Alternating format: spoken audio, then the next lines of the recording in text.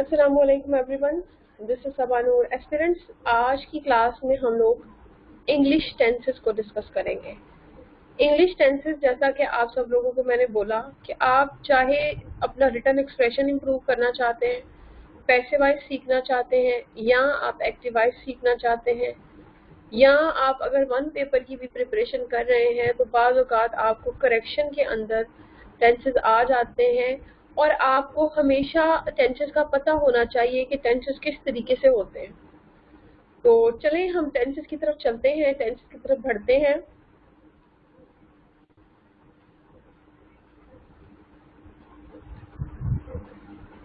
ये एक चार्ट है जो आप लोगों के लिए है, जिससे आप लोगों को अंदाजा होगा कि हम लोग टेंसेस को बेसिकली किस तरीके से करते हैं, लेकिन इस चार्ट पे हम लोग लास्ट पे आएंगे। सबसे पहले हम आते हैं शुरुआत की चीज़ों पे, जिसके अंदर आपको स्ट्रक्चर बताना है एक टेंस का, कि एक टेंस का स्ट्रक्चर क्या होता है। देखिए, किसी भी जुमले के अंदर आपके पास तीन बुनियादी हिस्से होते हैं। तीन इंपॉर्टेंट चीज़ें हैं जिनके बारे में आपको पता होना चाहिए किसी भी टेंस के अंदर। उसमें एक तो है जी, वो आपके पास सब्जेक्ट है। किसी भी सेंटेंस के अंदर, किसी भी जुमले के अंदर वो बंदा जो किसी टास्क को परफॉर्म कर रहा है, जो किसी एक्शन को परफॉर्म कर रहा है, उसे आप सब्जेक्ट कहते हैं। सब्जेक्ट हमेशा आपका नाउन या प्रोनाउन होता है। नाउन कहते हैं किसी नाम को, और प्रोनाउन कहते हैं ऐसे किसी लफ्ज को जो नाम की जगह पे इस्तेमाल हो। मिसाल के तौर पर ही, शी, इट, या कोई अकेला नाम जो है, सॉरी, ही, शी, इट, दे, ये जो है आपके पास प्रोनाउन की मिसालें हैं। तो हम लोग बात क्या कर रहे हैं, हम लोग बात ये कर रहे हैं कि सब्जेक्ट हमेशा नाउन या प्रोनाउन होता है। उसके बाद अगर आगे चलें तो दूसरा जुमले का जो हमारे पास बुनियादी हिस्सा है वो है वर्ब। वर्ब क्या कहते हैं, किसी भी एक्शन को, आया कि वो आपका मेंटल एक्शन है, ज़हनी तौर पर आप उस काम को परफॉर्म कर रहे हैं, या जिस्मानी तौर पर आप उस काम को परफॉर्म करें। सोचना एक ज़हनी काम है, वर्जिश करना एक जिस्मानी काम है, पैदल चलना एक जिस्मानी काम है, सोना एक जिस्मानी काम है, खाना खाना एक जिस्मानी काम है। तो वर्ब जो है, चाहे आप उसमें एक मेंटल टास्क परफॉर्म कर रहे हैं, or you people are performing any sort of physical activity, that is called verb. Verb is basically a action that you people are supposed to perform in a tense, जो जुमले में आप एक काम करते हैं। अब मुझसे अगर ये पूछा जाए कि कैसे पता चलेगा कि कोई लफ्ज वर्ब है, कोई लफ्ज सब्जेक्ट है, कोई लफ्ज ऑब्जेक्ट है, तो देखिए उसके लिए आपको उस जुमले के अंदर समझने की जरूरत है कि कौन सा लफ्ज यहाँ पे किस चीज को परफॉर्म कर रहा है, क्या एक्शन कर रहा है, क्या वो सब्जेक्ट है, यानी कि वो काम परफॉर्म करने वाला है, या किसी लफ्ज से आपको ये सिग्निफाई होता है, किसी लफ्ज से आपको ये पता चलता है कि ये कोई काम है, या ऑब्जेक्ट है। ऑब्जेक्ट क्या होता है, जिस जुमले के ऊपर काम वकूफ पजीर हो रहा हो उसे ऑब्जेक्ट कहते हैं। मैं उर्दू की टर्मिनोलॉजीज की तरफ आपको नहीं लेके जाऊंगी, क्योंकि मैं चीजें आपके लिए आसान करना चाहती हूँ, मुश्किल नहीं। तो जब हम ऑब्जेक्ट की बात करते हैं तो बेसिकली ऑब्जेक्ट क्या है, मैं कहती हूँ she is going to school, वो कहाँ जा रही, शी, वो जब वो काम कौन कर रहा है, वो क्या काम कर रही है, जा रही है, कहाँ जा रही है। अब वो जिस चीज पे जा रही है, जिस चीज पे वर्क परफॉर्म हो रहा है, that is called object. Object भी नाउन हो सकता है या प्रोनाउन हो सकता है। मिसाल के तौर पर मैं कहती हूँ अली लाइक्स हर, तो हर का जो लफ्ज है वो यहाँ पे प्रोनाउन की एक मिसाल है। अब आई होप कि आप लोगों को सब्जेक्ट, वर्ब और ऑब्जेक्ट के अंदर डिफरेंशिएशन जो है, you people are quite clear about it. Helping verb की अगर मैं बात करूँ तो हेल्पिंग वर्ब बेसिकली इस तरीके से हैं कि वर्ब को उनका मानी कन्वे करने में, उनका मतलब कन्वे करने में जो लफ्ज हेल्प करते हैं, जो लफ्ज मदद करते हैं, उन्हें हम हेल्पिंग वर्ब कहते हैं। हेल्पिंग वर्ब की मिसालें हमारे पास है जी, is, am, are, was, were, has, have, है। ये सारी की सारी हमारे पास हेल्पिंग वर्ब की मिसालें। अब जुमले की जो एक तरतीब होती है, किसी भी अंग्रेजी के अंदर किसी भी जुमले की तरतीब होती है, उर्दू में जब कोई जुमला पढ़ते हैं तो उसके अंदर देखें सबसे पहले उसका सब्जेक्ट कहाँ पे है, दूसरे नंबर पे उसका वर्ब कहाँ पे है, तीसरे नंबर पे उसका ऑब्जेक्ट कहाँ पे है। This is basically the arrangement of a sentence that you people are supposed to follow in English. और फिर अगर जरूरत है उस जुमले के अंदर तो फिर आप क्या करेंगे, फिर आप उस जुमले के अंदर हेल्पिंग वर्ब भी लगा देते हैं। अंग्रेजी के अंदर कुछ जुमले ऐसे हैं, कुछ सेंटेंसेस ऐसे हैं जिनके अंदर हेल्पिंग वर्ब आता है, कुछ सेंटेंसेस ऐसे हैं जिनके अंदर हेल्पिंग वर्ब नहीं आता। सब्जेक्ट बता दिया, वर्ब बता दिया, ऑब्जेक्ट बता दिया। आगे चलते हैं।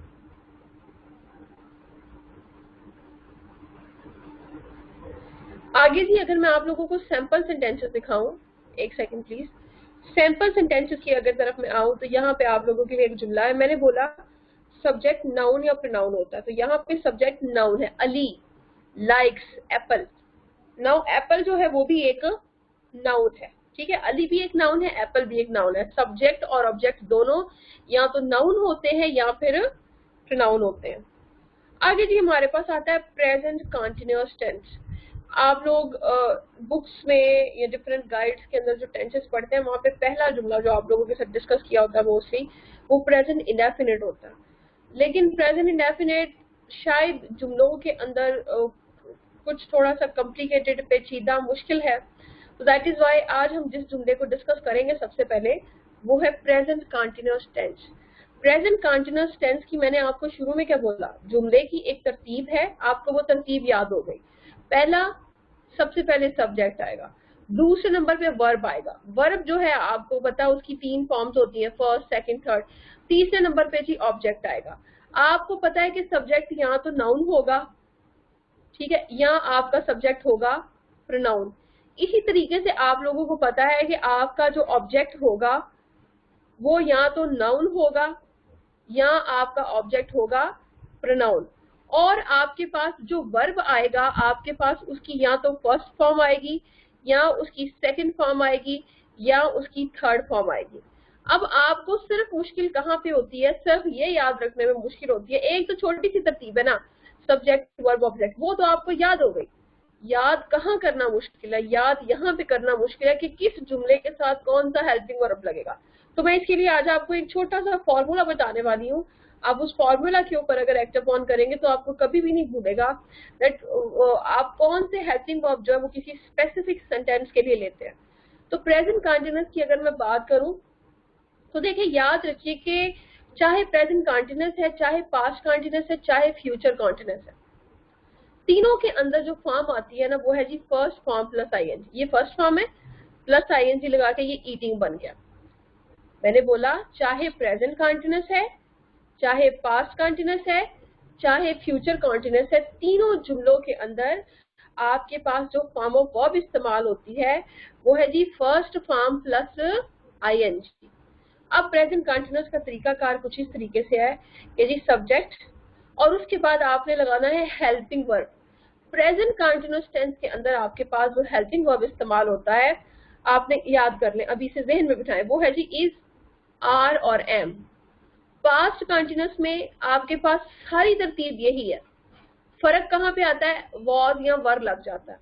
फ्यूचर कंटीन्यूअस में सारी तरतीब यही है, फर्क कहाँ पे आता है, विल बी, शैल बी लग जाता है। मैं रिपीट करती हूँ, चाहे तो आपके पास प्रेजेंट कंटीन्यूअस है, चाहे पास्ट कंटीन्यूअस है, चाहे फ्यूचर कंटीन्यूअस है, it will always take first form plus ING, जिसे कि आप आईएनजी फॉर्म भी कह सकते हैं।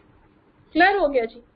अब आगे क्या है, अगला पड़ाव क्या है, अगला पड़ाव है हेल्पिंग वर्ब का कॉनड्रम जो आप लोगों को हो जाता है, जो कंफ्यूजन हो जाता है आपको हेल्पिंग वर्ब को लेकर।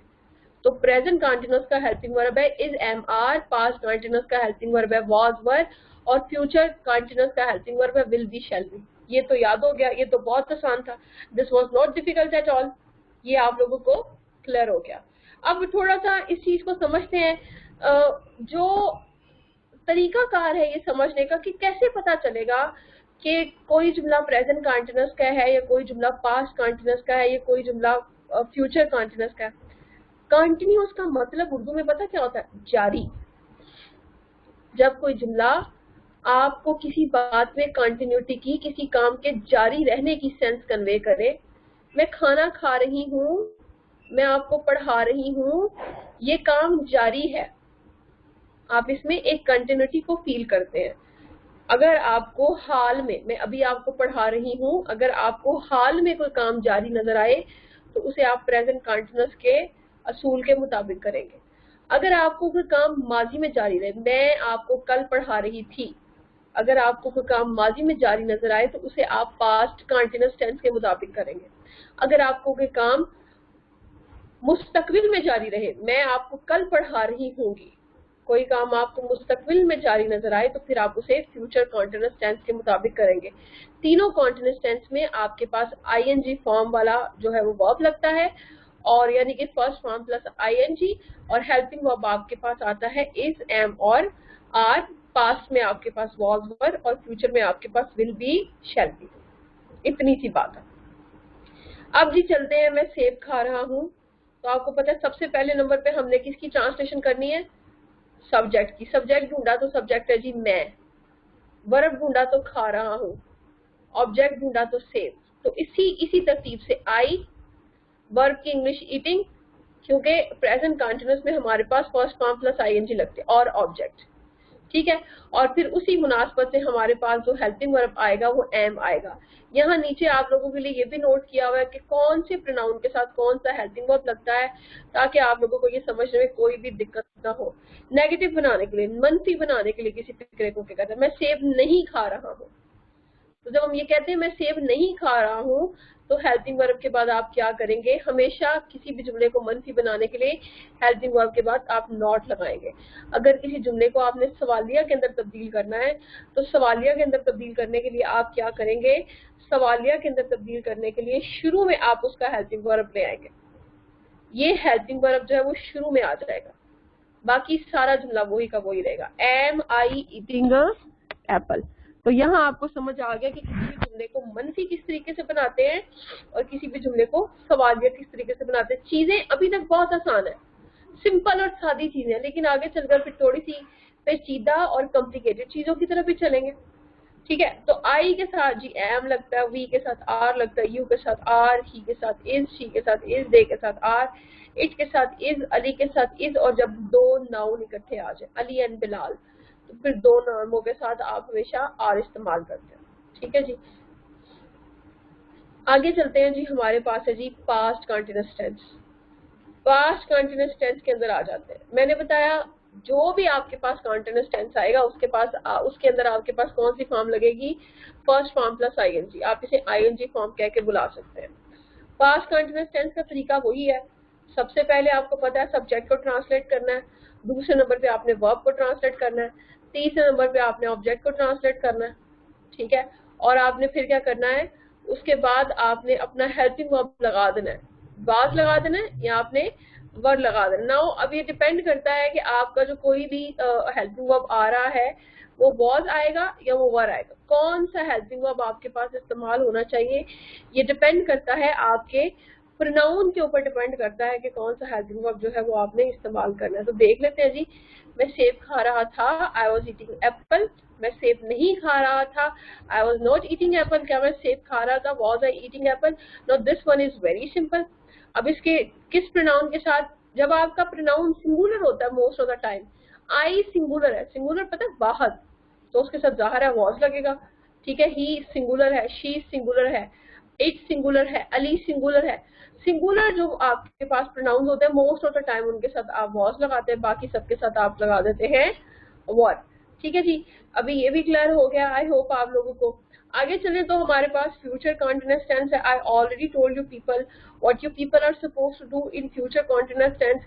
You people are supposed to follow the same pattern, that you people will have to translate first subject, on the second you people will have to translate verb, and on the third you people would have to translate object. And what will be the helping of that you people would be using for future continuous tense, वो आपके होंगे जी will be, shall be। और आपको बताया कि form कौन सी लगेगी? ING form. यहाँ पे थोड़ी सी कॉम्प्लिकेशन है, तो थोड़ी सी तवज्जो दीजिएगा। सबसे पहले तो मैंने बताया मैं सेब खा रहा हूँ। अब आप लोगों ने नोट किया होगा मैंने सारी टेंसेस के लिए एक ही तरह का जुमला बनाया, एक ही जुमला है जो पूरे टेंसेस में आप लोगों उसके साथ डील करेंगे। क्यों? ताकि आपको जुमले का स्ट्रक्चर, उसकी बुनियादी साख्त समझ में आ जाए, जो उसकी साख्त है ना वो आपको समझ में आ जाए, ठीक है। तो जब बात करते हैं मैं सेब खा रहा हूँगा, तो सब्जेक्ट आई, खा रहा ईटिंग, सेब एप्पल, हेल्पिंग वर्ब कौन सी है? Shall be. जो फ्यूचर होता है ना आपके पास, फ्यूचर के जो जुमले होते हैं उनमें आई वी के साथ शेल लगेगा, बाकी सबके साथ विल लगेगा। याद रहेगा आप लोगों को, आई वी के साथ क्या लगेगा? शेल। बाकी सबके साथ क्या लगेगा? विल। आई वी के साथ शेल लगेगा, बाकी सबके साथ विल लगेगा। तो अब हम लोगों ने इस चीज को डिस्कस कर लिया। मैं सेब खा रहा हूँ, I shall be eating apple. मैं सेब नहीं खा रहा हूँ, I shall not be eating apple. जब आप किसी ऐसे जुमले को बदलते हैं मनफी के अंदर, जब आप किसी जुमले को मनफी के अंदर बदलते हैं और अगर उसका हेल्पिंग वर्ब दो हिस्सों पर मुश्तमिल हो, ये देखें ए पार्ट इसका शेल है, बी पार्ट इसका बी है, फिर उनके दरमियान में नॉट लगाते हैं, I shall not be eating apple. और जब आप उन्हें सवालिया फिक्रात के अंदर बदलते हैं तो भी आप क्या करते हैं? आप अपने पहले हिस्से को बाहर निकाल देते हैं, हेल्पिंग वर्ब के पहले हिस्से को, shall I B eating Apple. ठीक है जी, शेल आई। मैं फिर से रिपीट कर देती हूँ कि फ्यूचर कंटीन्यूअस में आपके पास जो हेल्पिंग वर्ब इस्तेमाल होता है वो जी शेल बी विल बी है। ठीक है, और शेल जो है वो उसे आप आई वी के साथ इस्तेमाल करते हैं, विल को आप बाकी सारे सेंटेंसेस के साथ इस्तेमाल करते हैं। नेगेटिव बनाने के लिए आप शेल बी को शेल नॉट बी में कन्वर्ट करेंगे। इंटेरोगेटिव बनाने के लिए आप शेल को शुरू में लगाएंगे और बाकी सारे फिक्रे को कंप्लीट कर देंगे। अच्छा, अब हम लोग बात क्या कर रहे थे? हम लोग बात कर रहे थे कि जब शेल भी हम लगाते हैं, आई वी के साथ हम लगाते हैं शेल, और बाकी सारे के सारे जो आपके पास फ्यूचर में, सिर्फ और सिर्फ फ्यूचर में ये असूल तब्दील होता है कि आई वी के साथ आप शेल लगाते हैं और जब आप बाकी टेंसेस पे आते हैं तो फिर आप विल लगाते हैं, बाकी प्रोनाउंस पे आते हैं तो फिर आप विल लगाते हैं। लेकिन बात का ऐसा होता है कि जब आप अपने किसी फ्यूचर टेंस के अंदर, जब आप अपने किसी फ्यूचर टेंस के अंदर जरूर का आंसर डालना चाहते हो, श्योरिटी करना चाहते हो, एम्फसाइज करना चाहते हो, तो फिर आप शेल को विल और विल को शेल से कन्वर्ट कर देते हैं, दोनों को आपस में तब्दील कर देते हैं, रिप्लेस कर देते हैं। शेल की जगह विल आ जाता है, विल की जगह शेल आ जाता है जब आप अपने किसी फ्यूचर के जुमले के अंदर किसी चीज के ऊपर जोर डालना चाह रहे हो। जरूर का लफ्ज जो है वो जरूर, मैं ये कहती हूँ मैं सेब खाऊंगा, खा रहा हूँ, I shall be eating Apple. अगर मैं ये कहूँ मैं जरूर सेब खा रहा हूँ तो मैं कहूंगी I will be eating Apple. तो जब वो जरूर का आंसर आ जाता है तो फिर आप शेल को विल से कन्वर्ट कर देते हैं। नीचे आप लोगों के लिए नोट है कि किस प्रोनाउन के साथ आप शेल लगाते हैं और किस प्रोनाउन के साथ आप विल लगाते हैं। आई वी के साथ शेल बी और बाकी प्रोनाउंस के साथ will be. As I explained earlier that जब भी आपके किसी सेंटेंस के अंदर जरूर का आंसर पाया जाए तो आप शेल को विल और विल को शेल के साथ रिप्लेस कर देते हैं। आगे आ गया जी परफेक्ट टेंस, ये उससे भी ज्यादा आसान है, there is nothing complicated. Perfect का लफ्ज जब आपके पास आए, पहले तो समझते हैं परफेक्ट का मतलब क्या होता है। मुकम्मल, परफेक्ट मीन्स मुकम्मल। जब आपके पास किसी जुमले के अंदर एक मुकम्मल सेंस कन्वे हो रही हो, मुकम्मल सेंस का मतलब क्या है? जब आपका जुमला आपको ये बताने की कोशिश कर रहा हो कि कोई काम मुकम्मल हो गया, कंप्लीट हो गया। अगर कोई काम आपके पास हाल में मुकम्मल हुआ तो आप उसे प्रेजेंट परफेक्ट टेंस कहते हैं। अगर कोई काम आपके पास माजी में मुकम्मल हुआ तो आप उसे पास्ट परफेक्ट टेंस कहते हैं। अगर आपके पास कोई काम मुस्तकबिल में मुकम्मल हुआ तो आप इसे फ्यूचर परफेक्ट टेंस कहते हैं। ठीक है, अब एक और चीज मैं आपको बताऊं कि जब हम परफेक्ट टेंस की बात करते हैं तो परफेक्ट का मतलब है थर्ड फॉर्म। जहां पे आपके पास परफेक्ट टेंस आ जाए वहां पे कौन सी फॉर्म लगेगी? तीसरी, थर्ड फॉर्म लगेगी। तो ईट के लफ्ज का तस्करा करते हैं क्योंकि हम एक ही वर्ब को लेके चल रहे हैं। Eat, second form ate, third form eaten. मैं सेब खा चुका हूँ, सबसे पहले सब्जेक्ट की इंग्लिश करेंगे आई। ठीक है, फॉर्म कौन सी लगेगी? वर्ब की थर्ड ईटन, और उसके बाद ऑब्जेक्ट क्या है? एप्पल। प्रेजेंट परफेक्ट टेंस में हमारे पास जो हेल्पिंग वर्ब इस्तेमाल होता है वो हैज, हैव है। पास्ट परफेक्ट में हमारे पास जो हेल्पिंग वर्ब इस्तेमाल होता है वो हैड है। फ्यूचर परफेक्ट में हमारे पास जो हेल्पिंग वर्ब इस्तेमाल होता है वो विल हैव और शैल हैव है। मैं रिपीट करती हूँ, चाहे हमारे पास प्रेजेंट परफेक्ट हो, चाहे पास्ट परफेक्ट हो, चाहे फ्यूचर परफेक्ट हो, परफेक्ट के लफ्ज का मतलब है थर्ड फॉर्म ऑफ वर्ब आएगी। हेल्पिंग वर्ब की बात करें, अगर आपका कोई जुमला हाल में मुकम्मल हो रहा है तो हेल्पिंग वर्ब लगेगा हैज या हैव। अगर आपका कोई जुमला माजी में मुकम्मल हो रहा है, पास्ट परफेक्ट टेंस पे मबनी है, तो हेल्पिंग वर्ब आएगी हैड आएगी। अगर आपका कोई जुमला फ्यूचर के ऊपर मुकम्मल हो रहा है, फ्यूचर के अंदर मुकम्मल हो रहा है, मैं सेब खा चुकी हूंगी, तो उसका मतलब क्या है, आपके पास हेल्पिंग वर्ब आएगी विल हैव या शैल हैव। अब फ्यूचर के अंदर आपको पता है कि आई हुई के साथ शैल हैव आएगा, बाकी सबके साथ विल हैव आएगा। अब देख लेते हैं हैज किसके साथ आता है और हैव किसके साथ आता है। पास्ट परफेक्ट में सबके साथ हैड आता है, और प्रेजेंट परफेक्ट में जो सिंगुलर प्रोनाउन है आपका उसके साथ हैज आता है, प्लूरल के साथ हैव आता है। ठीक है जी, तो हमने डिस्कस कर लिया आई हैव ईटन एप्पल। आसान है, this is very easy, this is very simple. लेकिन आई जो है अगर चाहे वो सिंगुलर है, उसके साथ फिर भी हम क्या इस्तेमाल करेंगे, उसके साथ फिर भी हम हैव इस्तेमाल करेंगे। नेगेटिव बनाने के लिए हैव के बाद नॉट, इंटरोगेटिव बनाने के लिए हैव शुरू में आ जाएगा। आई के साथ हैव, वी के साथ हैव, यू के साथ हैव, दे के साथ हैव, ही शी इट या किसी अकेले नाम के साथ हैज आएगा। आगे चले तो जी पास्ट परफेक्ट टेंस आ गया। पास्ट परफेक्ट टेंस को समझते हैं। पास्ट परफेक्ट टेंस को समझने के लिए you people need to understand के बड़ा ही सादा है, बट इसमें एक छोटी सी कॉम्प्लिकेशन है जो कि मैं आप लोगों के साथ शेयर कर देती हूँ। सबसे पहले तो समझे, बताया आपको माजी में कोई काम मुकम्मल होने का इंदिया दे तो उसका मतलब है वो पास्ट परफेक्ट टेंस है। परफेक्ट का मतलब थर्ड फॉर्म है, पास्ट परफेक्ट का मतलब है हैड प्लस थर्ड फॉर्म है। ठीक है, यानी कि सारे प्रोनाउंस के साथ हैड आना है।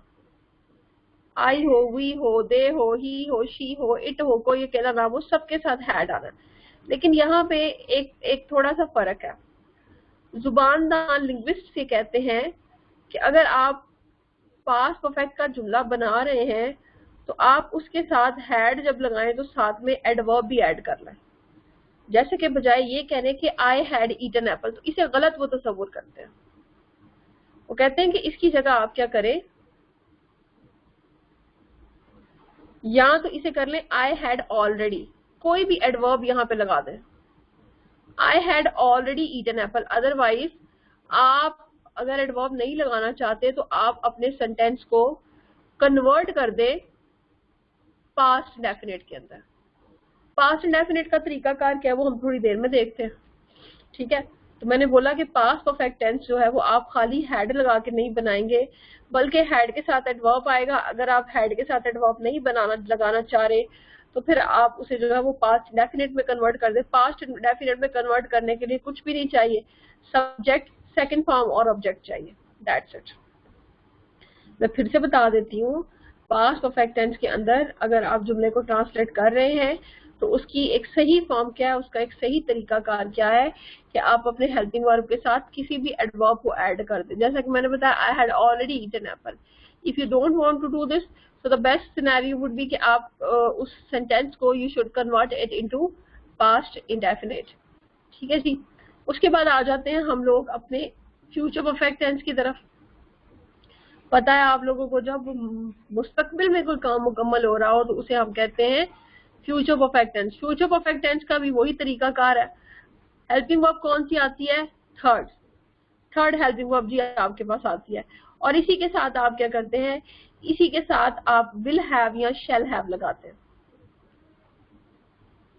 आपको पता है आई वी के साथ शैल हैव लगेगा, बाकी सब लफ्जों के साथ जो है बाकी सब प्रोनाउंस के साथ विल हैव लगेगा। और इन केस आपके किसी सेंटेंस के अंदर जरूर का आंसर आ जाता है, ठीक है, किसी चीज पे एम्फेसिस आ जाता है, तो इट मींस आप शैल को विल और विल को शैल में कन्वर्ट कर देंगे। नेगेटिव बनाने के लिए आपको पता है कि शैल हैव को आप शैल नॉट हैव बनाएंगे, इंटेरोगेटिव बनाने के लिए शैल आई हैव बनाएंगे। आगे आ जाते हैं जी एक कॉम्प्लिकेटेड टेंस के ऊपर जिसका नाम प्रेजेंट इंडेफिनिट टेंस है। आप लोग आमतौर पर इसे सबसे पहले करते हैं। तो हमने प्रेजेंट इंडेफिनिट को दो हिस्सों में तकसीम कर दिया। आप समझे कि प्रेजेंट इंडेफिनिट जो है दो है। एक प्रेजेंट इंडेफिनिट जो है उसका नाम है present indefinite with he she it या अकेला नाम, और एक आपका प्रेजेंट इंडेफिनिट टेंस है with I we they you के साथ। ठीक है, सबसे पहले हम देखते हैं कि जब आपका प्रेजेंट डेफिनेट टेंस जो है वो ही, शी, इट या किसी अकेले नाम के साथ आता है तो हम क्या करते हैं।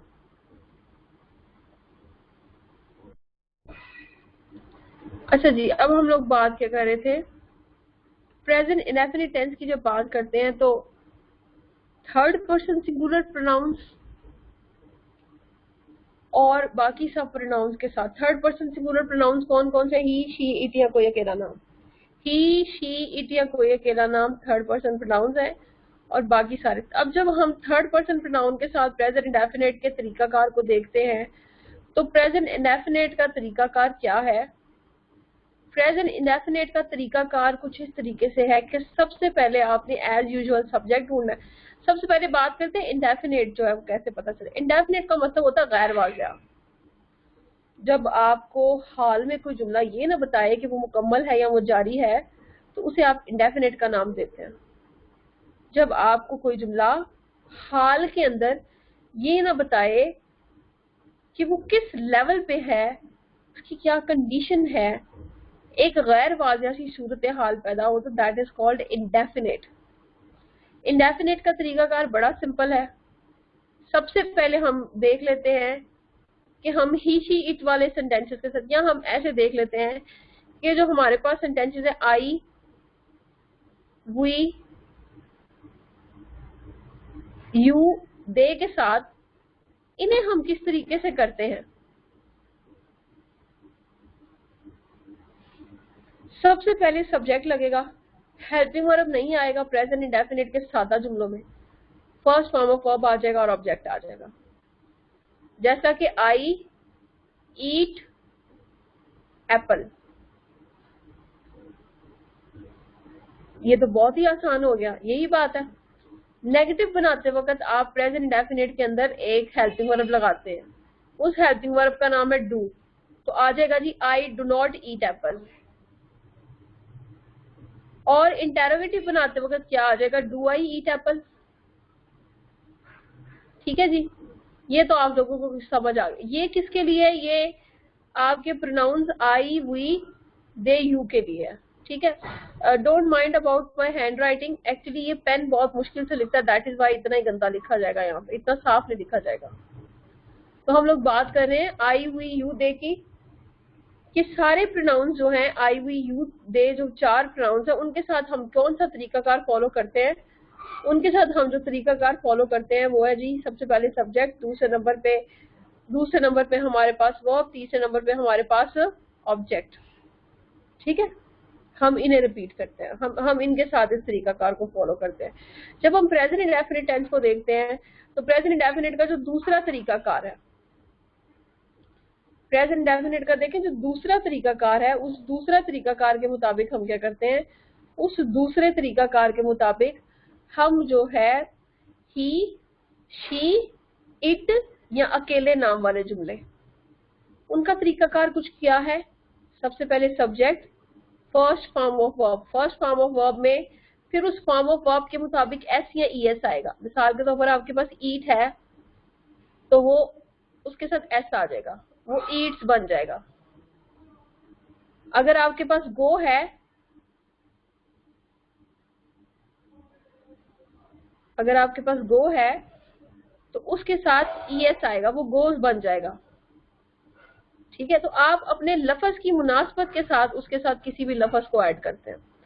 आप अपने लफ्ज की मुनासबत से ये देखते हैं उसके साथ एस आएगा या उसके साथ ई एस आएगा। ठीक है, तो क्या करते हैं आप प्रेजेंट इंडेफिनिट के वो तमाम जुमलों के साथ जिनका जो प्रोनाउन ही, शी, इट या किसी अकेले नाम से स्टार्ट होते हैं, उनको ट्रांसलेट करने के लिए सबसे पहले सब्जेक्ट, उसके बाद first form of verb plus S या ई एस, और उसके बाद आप अपने ऑब्जेक्ट को ट्रांसलेट कर देते हैं। उसके साथ आप अपने ऑब्जेक्ट को जो है वो ट्रांसलेट कर देते हैं। ठीक है जी, उसके बाद हम आ जाते हैं नेगेटिव बनाने के ऊपर। नेगेटिव बनाने के लिए हम कौन सा तरीकाकार इस्तेमाल करते हैं, देखिए यहाँ पे जरा गौर से समझिएगा बराए मेहरबानी। जो मैं कह रही हूँ पहले उसे सुन लें, फिर मैं आपकी बात भी सुन लूंगी।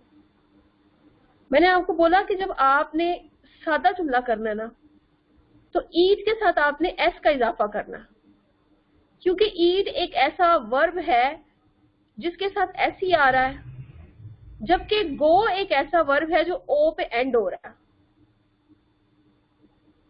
ठीक है, तो उसके साथ आप ईएस लगाएंगे। यही बात है। जब आप नेगेटिव बनाते हैं ना, तो ये जो एस या ईएस आप सादा जुमलों में ऐड करते हैं, वो आप नेगेटिव बनाते वक्त जो हेल्पिंग वर्ब होता है उसकी तरफ भेज देते हैं। मतलब सादा जुमले में हमने अपने मेन वर्ब के साथ जो एस या ईएस ऐड करना था, नेगेटिव बनाते वक्त हमने उसे डू के साथ ऐड कर दिया, तो डू के एंड पे ई ओ आ रहा है, इस वजह से उसके साथ ईएस आएगा।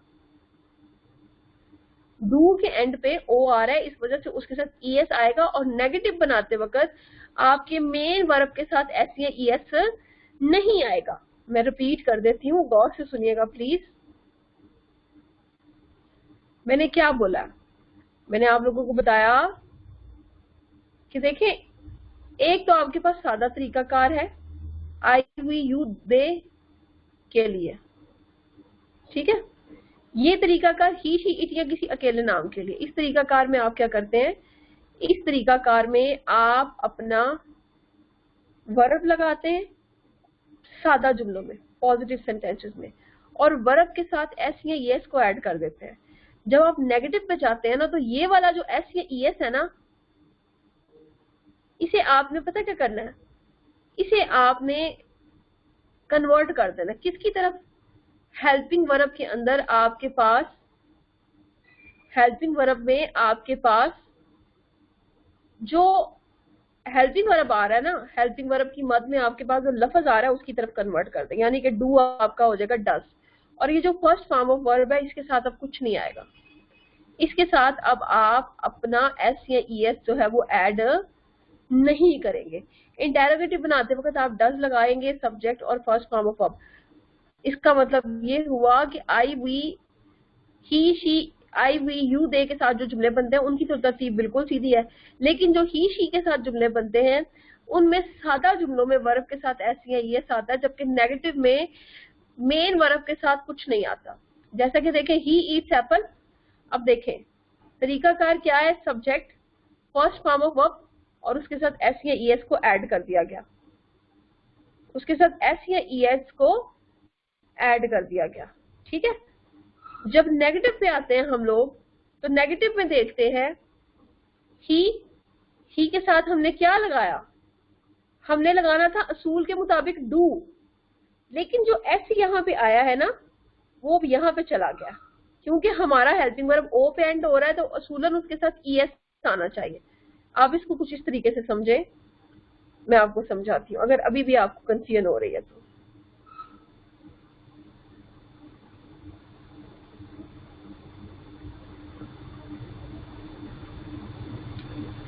He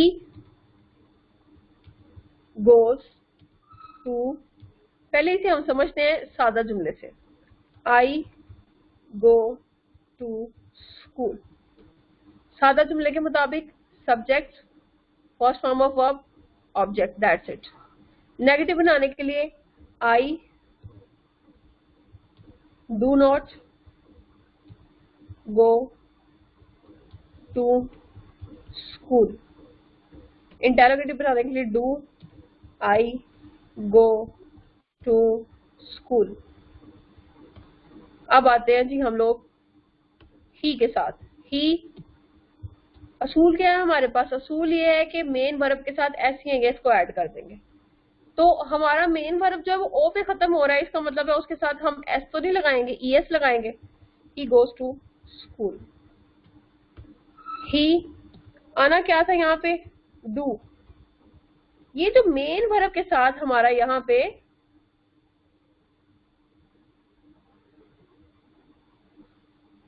ये जो एक सेकेंड, ये जो मेन वर्ब के साथ हमारा ईएस आया ना, इसे हमने अब इसको डोनेट कर दिया, तो ये क्या बन गया हमारा, ये हमारा बन गया जी डज नॉट। और क्योंकि हमने इसका ईएस जो है वो डू को दे दिया, तो अब ये गो ही आएगा, गो टू स्कूल। इसी तरीके से आप जब करेंगे सवालिया, does he go to school. अब मैंने आपको काफी तफसील से समझा दिया।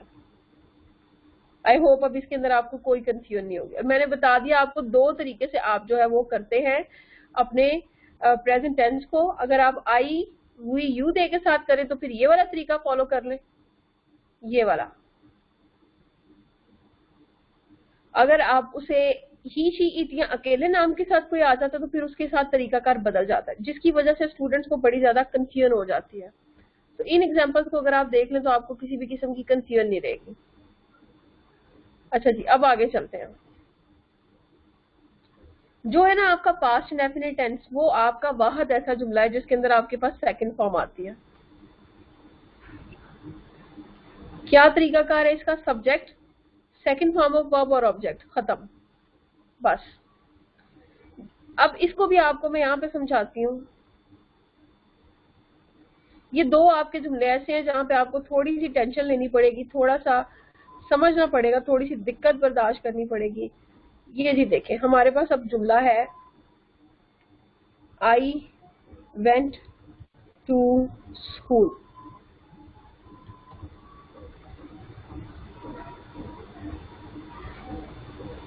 ठीक है, अब हमारे पास जो यहाँ पे सेकंड फॉर्म आ गई है ना सादा जुमले में, हमारे पास ये जो सेकंड फॉर्म है ये, इसने अब नीचे जाके थोड़ी सी तब्दीली करनी है, थोड़ी सी गड़बड़ करनी है। वो कैसे? आई, असूल क्या है? डू आता है, लेकिन डू की सेकंड फॉर्म क्या है? डिड। वो जो सेकंड फॉर्म है वो अब नेगेटिव में अप्लाई हुई, डिड नॉट। तो क्योंकि हमने अब सेकंड फॉर्म हेल्पिंग वर्ब पे अप्लाई कर दिया तो अब हमें मेन वर्ब पे लगाने की जरूरत नहीं है। I did not go to school, did I go to school. ठीक है जी, मैं फिर से बता देती हूँ। प्रेजेंट इंडेफिनेट और पास्ट इंडेफिनेट के अंदर आप अपने पॉजिटिव टेंसेस से चीजों को कन्वर्ट करते हो नेगेटिव की तरफ। पॉजिटिव टेंस में ही शी इट के साथ हम मेन वर्ब में एस या एस का इजाफा करते हैं, लेकिन नेगेटिव में जाते वक्त हम उस एस या एस को अपने हेल्पिंग वर्ब की तरफ शिफ्ट कर देते हैं। यही चीज हम फॉलो करते हैं जब हम करते हैं पास्ट इंडेफिनिट टेंस को। पॉजिटिव टेंस में हम लोग सेकंड फॉर्म लगाते हैं, लेकिन उसे नेगेटिव में कन्वर्ट करते वक्त हम अपनी सेकंड फॉर्म हेल्पिंग वर्ब में कन्वर्ट कर देते हैं, जिसकी वजह से हमारे सेकंड टेंस के अंदर, हमारे नेगेटिव टेंस के अंदर हमारे पास जो हेल्पिंग वर्ब आता है, हमारे पास जो हेल्पिंग वर्ब आता है वो हमारे पास जो मेन वर्ब आता है वो फर्स्ट हो जाता है, और इंटेरोगेटिव में भी हमारे पास जो मेन वर्ब आता है वो फर्स्ट हो जाता है। ये जी यहाँ पे एक एग्जांपल भी, I ate apple, I did not eat apple, क्योंकि एट अब ईट हो गया है, क्योंकि एट वाली जो सेकंड फॉर्म वाली जो एक चीज थी वो डिड डू पे अप्लाई हो गई है। Did I eat Apple. ठीक है जी, आगे आ जाते हैं जी फ्यूचर इंडेफिनिट टेंस के ऊपर। फ्यूचर इंडेफिनिट टेंस सिंपल है, विल शेल लगाते हैं आप, आपको पता है आई वी के साथ आपने शेल लगाना है, बाकी सबके साथ आपने विल लगाना है। हेल्पिंग वर्ब आपके पास जो आना है, मेन वर्ब जो आपके पास आना है वो जी फर्स्ट फॉर्म ऑफ वर्ब है। तो I shall eat Apple, I shall not eat Apple, shall I eat Apple. आपको पता है कि शेल को विल और विल को शेल से कब रिप्लेस करते हैं। मजीद आगे चले तो अब हम आ जाते हैं पास्ट परफेक्ट कंटीन्यूअस टेंस के अंदर। थोड़े से कॉम्प्लिकेटेड है ये, लेकिन इतने ज्यादा मुश्किल नहीं है, आप लोगों को थोड़ा सा गौर करना पड़ेगा तो समझ आ जाएगी। लेकिन मैंने शुरू में आप लोगों को एक बात बोली थी,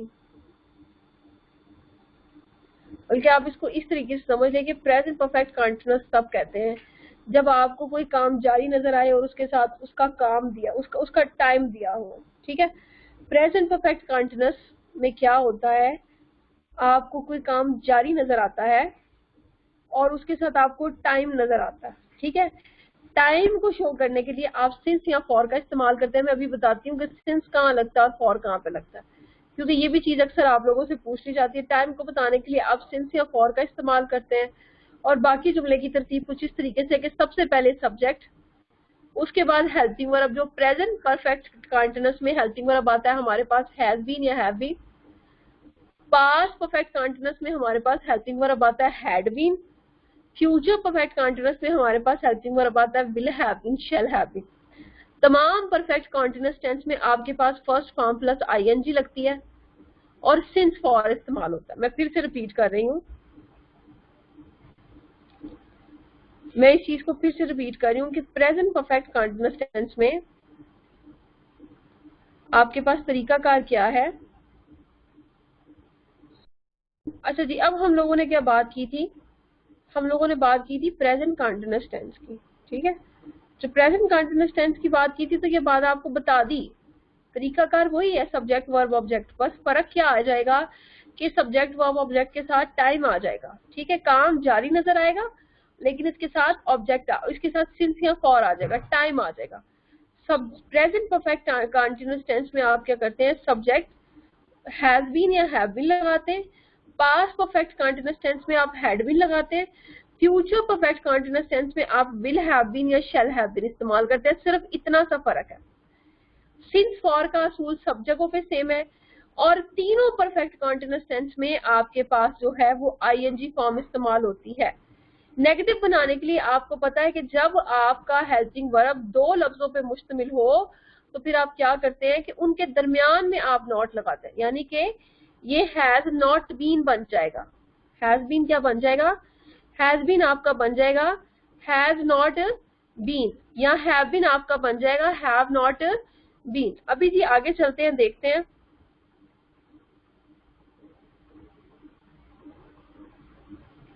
सिंस कब आप लगाते हैं, सिंस आप तब लगाते हैं जब आपके पास स्टार्टिंग पॉइंट हो किसी काम का।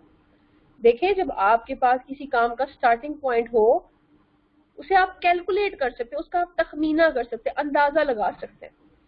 एक स्पेसिफिक टाइम को इस्तेमाल करने के लिए सिंस इस्तेमाल होता है। फॉर ड्यूरेशन को शो करने के लिए इस्तेमाल होता है। फॉर 2 डेज, कौन से 2 डेज, यू डोंट नो कौन से 2 डेज है, इन नॉन स्पेसिफिक टाइम्स है। 3 घंटे, कौन से 3 घंटे है, नहीं पता। लेकिन जब हम कहते हैं सिंस 1967 तो वो एक आपके पास स्पेसिफिक टाइम पीरियड है। 1967 से अब तक का वक्त गिना जा चुका है, गिना जा सकता है। सिंस 2 PM, 2 PM आपके पास एक स्टार्टिंग पॉइंट है। देखें, जब आपके पास किसी काम का कोई स्टार्टिंग पॉइंट दिया गया हो, आपके पास कोई किसी टाइम का, किसी काम का आगाज हो, नुक्ता आगाज मौजूद हो, उसका स्टार्टिंग पॉइंट हो, आपके पास वो स्पेसिफिक टाइम मौजूद हो, जैसा कि चाइल्डहुड एक स्टार्टिंग पॉइंट है, 1967 एक स्टार्टिंग पॉइंट है, 2 PM एक स्टार्टिंग पॉइंट है। लेकिन 2 डेज एक स्टार्टिंग पॉइंट नहीं है, ये तो एक ड्यूरेशन है, दौरानी है। दौरानिये के लिए आप फॉर इस्तेमाल करते हैं, स्टार्टिंग पॉइंट के लिए आप सिंस इस्तेमाल करते हैं, ठीक है जी। और आई के साथ हैव बीन, वी के साथ हैव बीन, यू के साथ हैव बीन, दे के साथ हैव बीन, शी के साथ हैज बीन, ही के साथ हैज बीन, अली के साथ हैज बीन, इट के साथ हैज बीन। अब मैंने आपको सिंस के साथ भी सेंटेंसेस बना के बता दिए, फॉर के साथ भी। अगर तो टाइम आ जाए, मैं 2 बजे से, स्टार्टिंग पॉइंट है, मैं 2 बजे से सेब खा रहा था। I have been eating apple since 2 o'clock। मैं 2 बजे से सेब नहीं खा रहा था। I have not been eating apple since 2 o'clock। क्या मैं 2 बजे से सेब खा रहा था? Have I been eating apple since 2 o'clock। जब 2 घंटे आ गया तो ये ड्यूरेशन है, ड्यूरेशन के लिए फॉर लगाते हैं। I have been eating apple for 2 hours। I have not been eating apple for 2 hours। Have I been eating apple for 2 hours।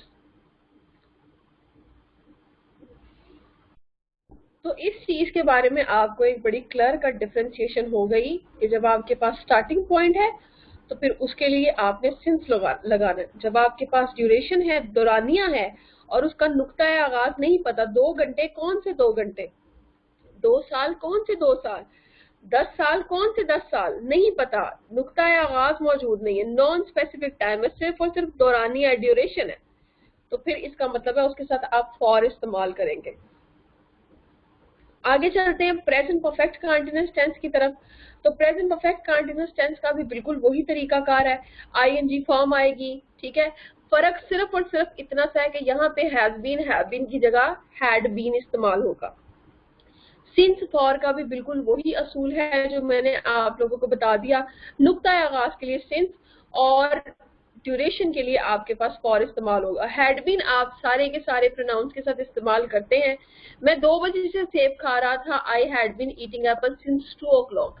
Negative बनाने के लिए हैड नॉट बीन, इंटेरोगेटिव बनाने के लिए had I been eating apples. आगे चले तो हमारे पास फ्यूचर परफेक्ट कॉन्टिन्यूअस टेंस है। फ्यूचर परफेक्ट कॉन्टिन्यूअस टेंस के अंदर भी आप लोगों के पास वही तरीकाकार है, आपने आईएनजी फॉर्म को इस्तेमाल करना है, सिंस और फॉर। अच्छा, अब हम लोग ये बात कर रहे थे कि फ्यूचर परफेक्ट कॉन्टिन्यूअस टेंस, देखें आपको कोई काम हाल में जारी नजर आए वक्त के साथ तो वो प्रेजेंट कॉन्टिन्यूअस टेंस है। अगर आपको कोई काम माजी में वक्त के साथ जारी नजर आए, यानी कि वो वक्त का या तो स्टार्टिंग पॉइंट है या वक्त का दौरानिया है, तो वो पास्ट परफेक्ट कॉन्टिन्यूअस है।